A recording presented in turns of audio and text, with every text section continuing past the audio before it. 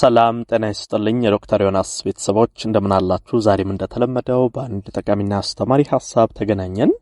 በዛሬ ፕሮግራም የምነግራችሁ በቂ ውሃ እየጠጣችሁ ካልሆነ ሰውነታችሁ የሚያሳያችሁን ምልክቶች ይሆናል። እንግዲህ በተለይ ብዙ ሰው አሁን ብዙ ጊዜ ከተለያዩ ነገሮች ጋር ተያይዞ በቂ ውሃ ጠጡ፣ በቂ ውሃ ውሰዱ፣ አንድ ሰው በቀን እስከ 2 ሊትር ውሃ መውሰድ አለበት እንደዚህ እየተባሉ የሚነገሩ ነገሮች አሉ። ነገር ግን ብዙ ሰው ሰውነቱ ላይ የፈሳሽ እጥረት በተለይ የውሃ እጥረት አለ የለም የሚለውን የማወቅ ነገሮች የሉም። ስለዚህ በተለይ አሁን የምነግራችሁ ምልክቶች ሰውነታችሁ ላይ የምታዩ ከሆነ ሰውነታችሁ የውሃ እጥረት እንዳለበትና በቂ ውሃ መጠጣት በቂ ፈሳሽ መውሰድ እንዳለባችሁ እየጠቆማችሁ እያሳያችሁ እንደሆነ ማወቅ አለባችሁ። ስለዚህ እንዴት ይሄንንስ ችግር መቅረፍ እንችላለን? ሰውነታችን ላይ የውሃ እጥረት አለ ወይ?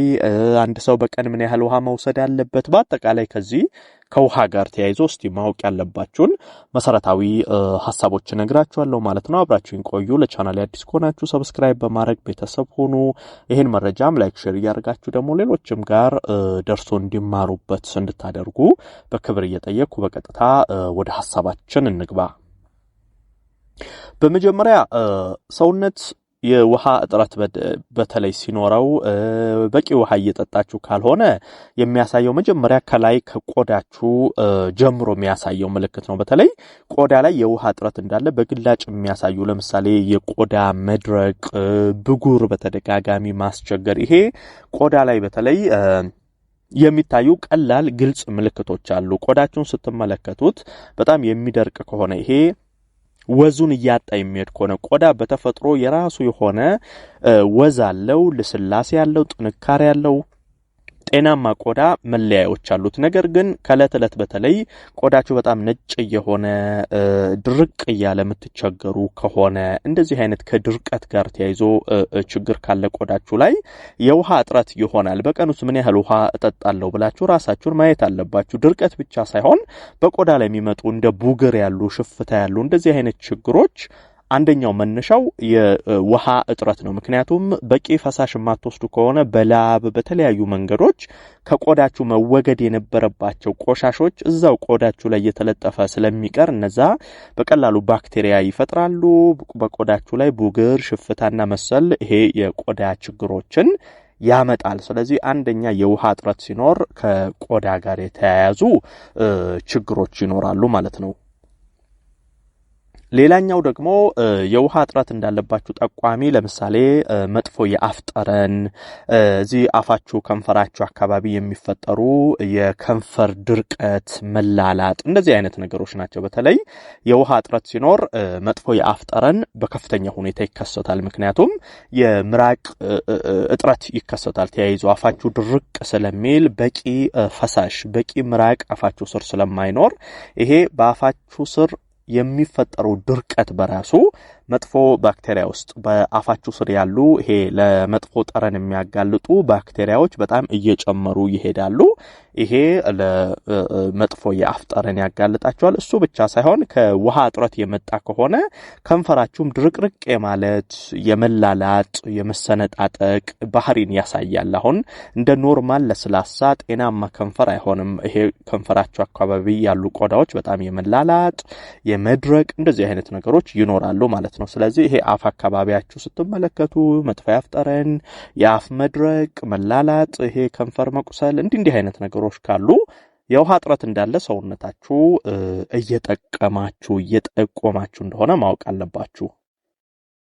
ሌላኛው ተደጋጋሚ ራስ ምታት ነው። እንግዲህ ሰውነት የፈሳሽ እጥረት በሚኖርበት ጊዜ በቂ ውሃ የማይኖርበት ጊዜ በተለይ ወደ አንጎላችሁ የሚሄደው የደም ፍሰት በከፍተኛ ሁኔታ ይቀንሳል። ይሄ በአጠቃላይ ሰውነታችሁ ላይ ችግር ይፈጠራል። ከነዚህ ታዲያ አንዱ ተደጋጋሚ ራስ ምታት እንዲፈጠርባችሁ ማድረግ ነው። በተለይ ምክንያቱን በማታውቁት ሁኔታ በውሏችሁ ስር ተደጋጋሚ ራስ ምታት የሚያስቸግራችሁ ከሆነ ራስ ምታት ከበርካታ ህመሞች ጋር ተያይዞ ይነሳል። እሱ ራሱን ችሎ በምርመራ የሚታወቅ ነገር ነው። ነገር ግን በተለይ ደግሞ ከውሃ እጥረት የመጣ ከሆነ ይሄ ከላይ ያየናቸውን ምልክቶች እያሳየ እንደ ተጨማሪ ሊሆን ይችላል። ራስ ምታቱ ለምሳሌ ቆዳችሁ እየደረቀ ከንፈራችሁ ድርቅርቅ እያለ በተጨማሪ ራስ ምታት ተደጋጋሚ የሚያስቸግራችሁ ከሆነ ይሄ ከፈሳሽ እንደመጣ መለያ ይሆናችኋል። ነገር ግን የውሃ እጥረት ሲኖርባችሁ ራስ ምታትም አብሮ ይኖረዋል። ሌላው ድካም ወይንም ይሄ የአቅም ማነስ ነው። እንግዲህ ሰውነታችሁ እያንዳንዱ የሰውነታችሁ ክፍሎች ስራቸውን በአግባቡ ለመስራት በቂ ውሃ ይፈልጋሉ፣ በቂ ፈሳሽ ይፈልጋሉ። ሰውነት ላይ ጤናማ የደም ዝውውር እንዲኖር ያስፈልጋል። ታዲያ የውሃ እጥረት በሚኖርበት ጊዜ እያንዳንዱ የሰውነታችሁ ክፍሎች ስራቸውን በአግባቡ በጤናማ መንገድ መስራት አይችሉም። ይሄ ደግሞ ምን ያመጣል? ሰውነት ላይ ከፍተኛ ድካም፣ መዛል፣ ይሄን ያህል ሚያደክም ነገር ሳታደርጉ ሚያደክም ስራ ሳትሰሩ ነገር ግን ከእንቅልፍ ስትነቁ በተለይ ይሄ ከውሃ እጥረት የሚመጣ የአቅም ማነስ ጠዋታውን ተኝታችሁ ከእንቅልፋችሁ ስትነቁ በጣም ሰውነት የመዛል ከፍተኛ ድካም ውስጥ መግባት፣ አቅም ማነስ እንዲህ አይነት ነገሮች ይፈጠራል። ይሄ ከውሃ እጥረት ጋር ተያይዞ የሚመጣ ነው።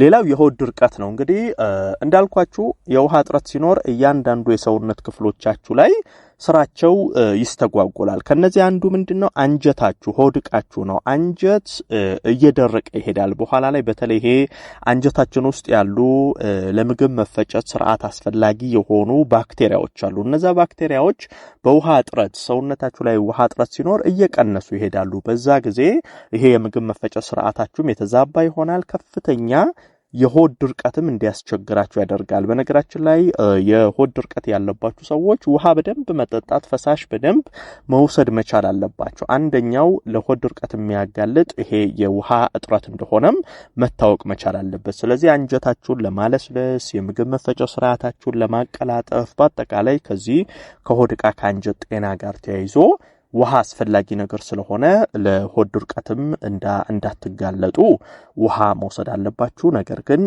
ሌላኛው ይሄ የሆድ ድርቀትም ራሱን ችሎ ከውሃ እጥረት ጋር የሚመጣ እንደሆነ መታወቅ አለበት። ሌላው የሽንት መደፍረስ፣ መጠን መቀነስ፣ ይሄ በግላጭ የምታዩት ምልክት ነው። አሁን ውሃ በደንብ የሚወስዱ ሰዎች በተደጋጋሚ ሽንት የመሽናት ሽንታቸውንም ሲሸኑ ጥርት ያለ ሽንት፣ ብዛት ያለው ሽንት ይሆናል። በተቃራኒው ደግሞ ሰውነት ላይ ብዙ ውሃ ማጠጡ፣ ብዙ ፈሳሽ ማትወስዱ ከሆነ ሽንታችሁ አንደኛ በመጠን በጣም ያነሰ ይሆናል፣ ሁለተኛ የደፈረሰ ይሆናል። ጥርት ያለ ጤናማ የሽንት ከለር አይዝም። በጣም ድፍርስ ያለ መጠኑ የቀነሰ እንደዚህ ከሽንት ጋር ተያይዞ ኖርማል ያለ መሆን ነገሮች አሉ። ይሄም ከውሃ እጥረት ጋር ተያይዞ በግልጽ ማየት የምትችሉት ምልክት ነው። እንግዲህ እንዳጠቃላይ እነዚህ አሁን የነገርኳችሁን ነገሮች ሰውነታችሁ ላይ የምታስተውሉ ከሆነ የውሃ እጥረት ስላለባችሁ ውሃ በደንብ መጠቀም አለባችሁ። አንድ ሰው በቀን ምን ያህል ውሃ መውሰድ አለበት? ከዚህ ቀደም በተደጋጋሚ ቪዲዮዎች ላይ ነግሬያችኋለሁ። በተለይ አሁን ቁጭ ብላችሁ የምትውሉ ይሄን ያህል እንቅስቃሴ ማታደርጉ ማያልባችሁ ብዙም ማትንቀሳቀሱ ሰዎች በቀን ከ1.5 እስከ 2 ሊትር ውሃ ብትወስዱ መልካም ነው። ነገር ግን ስፖርት በከፍተኛ ሁኔታ የምትሰሩ ስራ አድካሚ የሆነ በጣም ውጣ ውረድ ያለው ይሄ እንቅስቃሴ ያለው ስራ የምትሰሩ ሰዎች በቀን 3-4 ሊትር ውሃ መጠጣት አለባችሁ። ስለዚህ ከምታደርጉት እንቅስቃሴ ጋር ተመጣጣኝ የሆነ ውሃ መጠጣት ይኖርባችኋል ማለት ነው። ዶክተር ዮናስ ነበርኩ። ይህን ሐሳብ ላይክ ሼር አድርጋችሁ ለሌሎችም አጋሩ። ለቤት አዲስ የሆናችሁም ቻናሌን ሰብስክራይብ እያደረጋችሁ ቤተሰብ ሁኑ። የዛሬን በዚሁ አበቃው። በቀጣይ ቀን ደግሞ ሌላ ይጠቅማል ያስተምራል ምለውን ሐሳብ ይዤላችሁ ዳግም የምንገናኝ ይሆናል። እስከዛው በያላችሁበት መልካም ጊዜ